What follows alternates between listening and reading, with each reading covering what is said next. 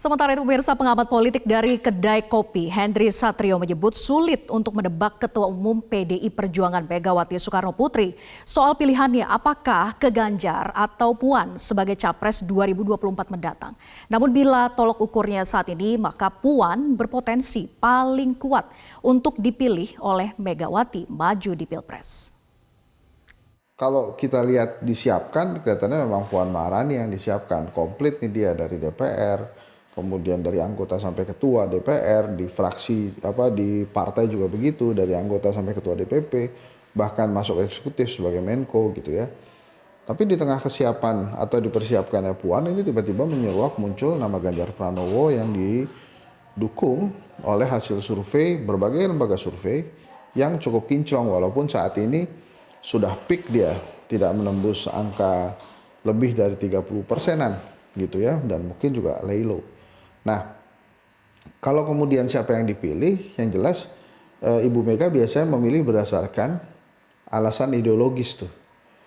Jadi bukan tentang melulu hasil survei. Dan kemudian bila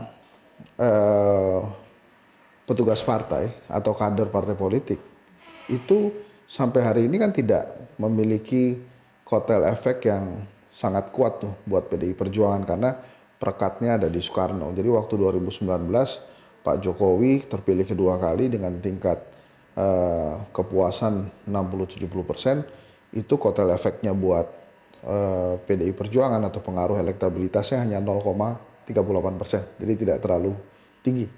Nah, kembali lagi ke Puan dan Ganjar.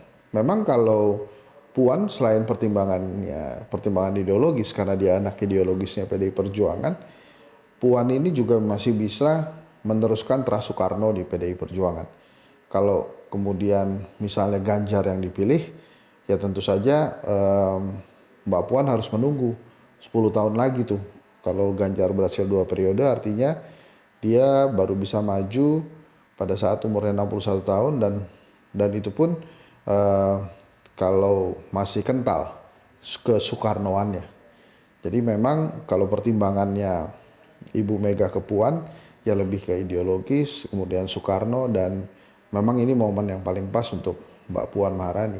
Tidak ada yang bisa menebak apa yang diinginkan oleh Ibu Mega.